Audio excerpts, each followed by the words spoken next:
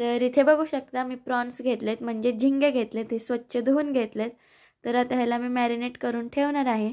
त्याच्यासाठी मी इथं 1 मोठा चमचा अद्रक लसूणची पेस्ट, तसंच चिमूटभर हळद आणि चिमूटभर मीठ घेतलं आहे.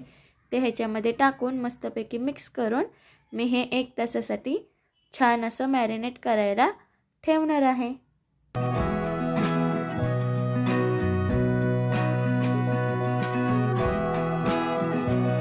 तसंच ह्या साईडला मी 3 मोठे कांदे असे बारीक कापून घेतलेत. तसंच 2 टोमॅटो, अद्रक, लसूण, खोबरं, ओलं खोबरं घेतलंय आणि कोथिंबीर असं मी घेतलंय. तर हे लसूण मी आता कापून घेणार आहे. 2 टोमॅटो घेतलेत मी बारीक कापून, 1 अद्रक आणि 1 पळी 1 पाकळी म्हणजे ते लसणाची घेतली आहे. तसंच आता इथे एका साईडला मी पातेल्यामध्ये तेल टाकत आहे. तर इथं मी 3 ते 4 पळी तेल टाकून घेते. तसंच तेल गरम झाल्यानंतर हा बारीक कापलेला लसूण मी ह्या तेलामध्ये टाकून घेते.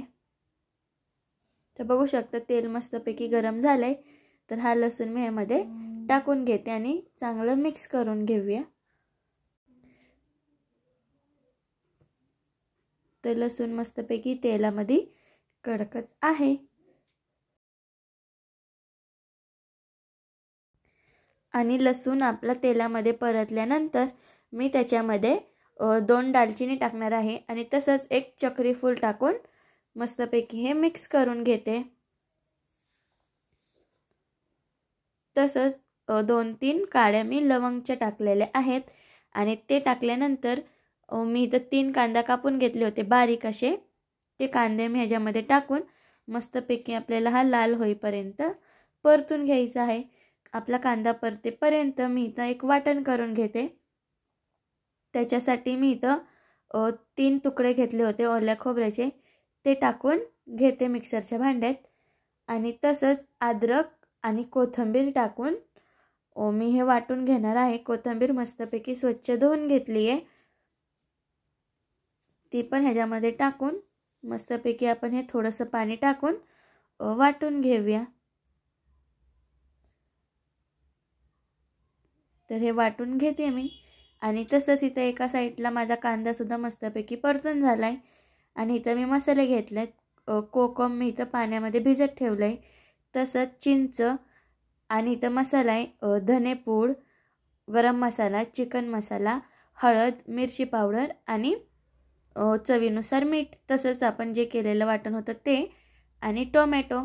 तर बघू शकता मस्तपैकी कांदा आपला परतून झालेला आहे. तर ह्याच्यामध्ये आता मी तो बारीक कापलेला टोमॅटो टाकून घेणार आहे. तर बघू शकता मस्तपैकी आपला कांदा परतून झालाय. त्याच्यात आता मी हा टोमॅटो टाकून घेते.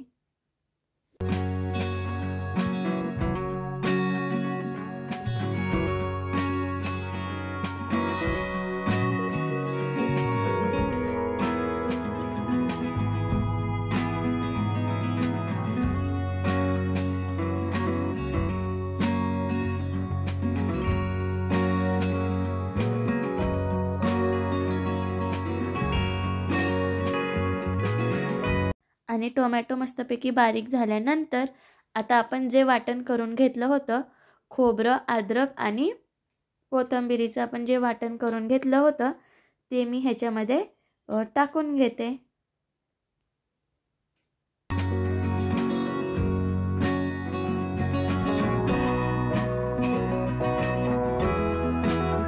तर मस्तपैकी आपण हे मिक्स करून घेऊया. तसंच थोडंसं मी अजून 1 पळीवरून तेल टाकून घेते.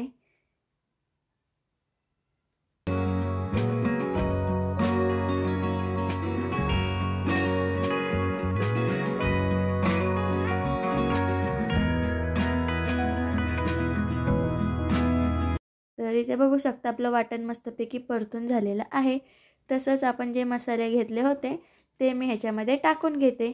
धनेपूड, गरम मसाला, चिकन मसाला, हळद आणि चिमूटभर हळद आणि चवीनुसार मीठ हे घेतलं होतं ते मी ह्याच्यामध्ये टाकून घेतलंय. तर मसाला पण आपल्याला मस्तपैकी असा परतून घ्यायचा आहे. तर मसाला पण मी परतून घेते मस्तपैकी.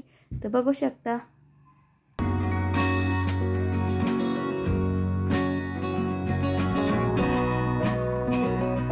तर आपला मसाला मस्तपैकी परतून झालाय.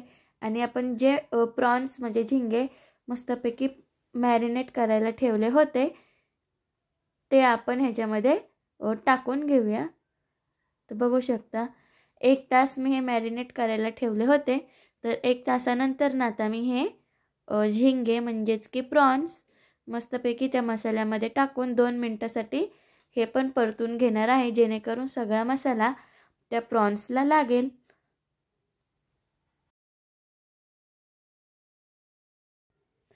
बघू शकता मस्तपैकी परतून झालेलं आहे.